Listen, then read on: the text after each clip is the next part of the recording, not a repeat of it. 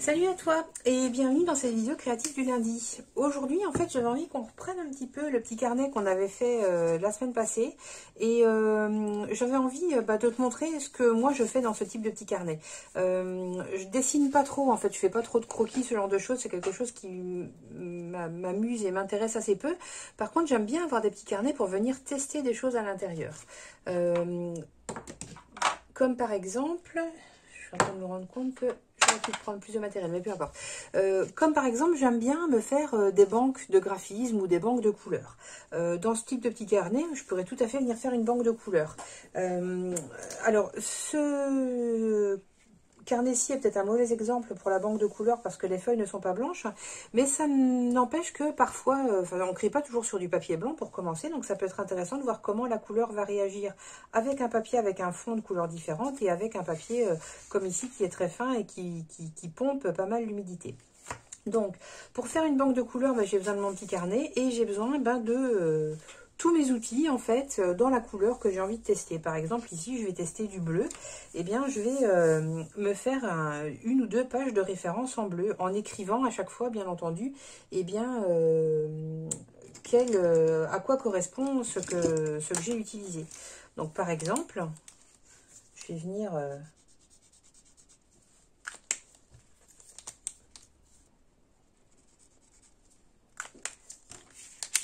je vais venir utiliser donc mes Posca pour les référencer ici. Et je note à côté eh bien, à quoi ça correspond.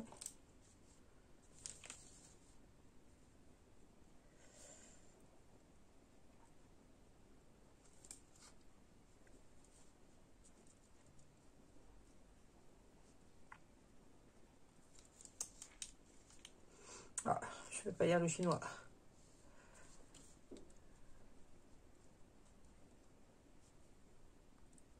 Et je vais faire ça pour chacun des outils en fait dont je dispose en bleu.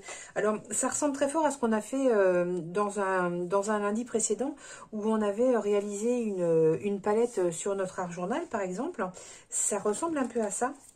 Et c'est tout simplement parce que... Oups, ce ne sont pas les bons. En fait, c'est tout simplement parce que c'est quand même assez intéressant de référencer, de tester les outils dont on dispose. Parce qu'une fois de plus, quand on va avoir envie de les utiliser plus tard, eh bien, on aura un document de référence qui va nous permettre de savoir exactement eh bien, quel outil correspond à quelle couleur.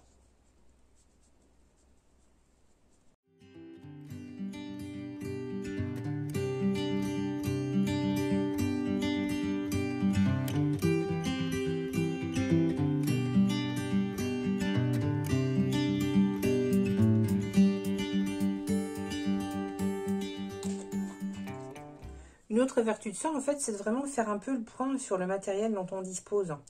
Parce que parfois, on a du matériel qu'on ne soupçonne même pas. Et c'est bien de faire un peu le point de temps en temps et de se rendre compte qu'on dispose de plein de choses déjà et qu'il y a des trucs qu'on aurait potentiellement racheté en se disant bah ça non, j'en ai pas, alors qu'en fait, on avait exactement... on l'avait déjà, donc voilà, c'est une façon aussi de faire le point.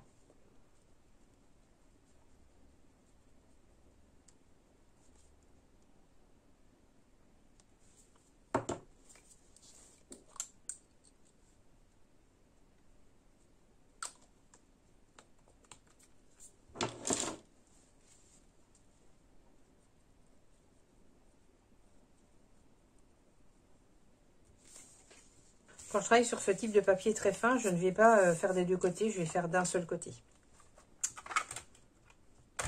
Hop. On va tester ceci.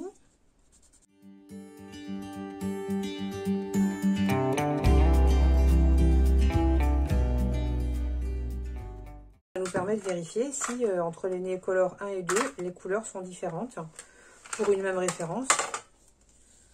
Ça peut être intéressant de se renseigner. Et on se rend compte que les couleurs ne sont pas forcément très différentes, mais c'est plutôt la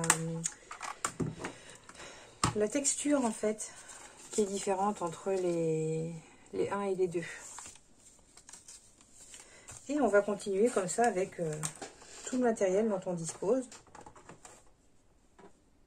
Simplement pour le plaisir de tester, de voir...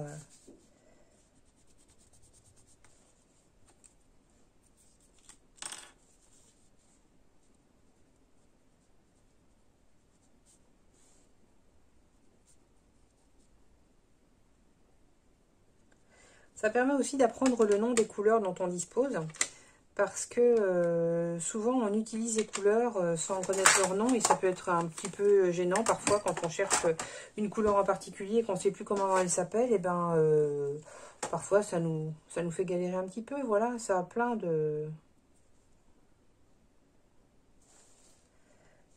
d'intérêts et plein d'applications en fait.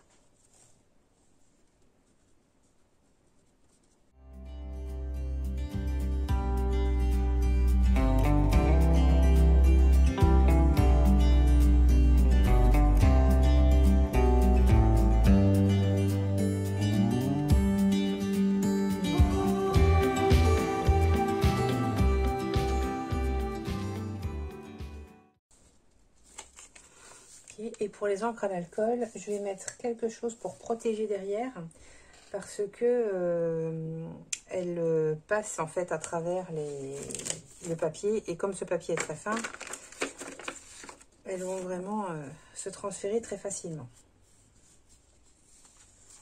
Là, je vais venir mettre un morceau de plastique par-dessous,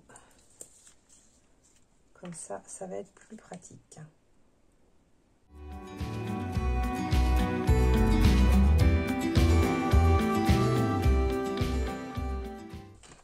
Voilà, donc une des applications qu'on peut trouver pour ce type de petit carnet.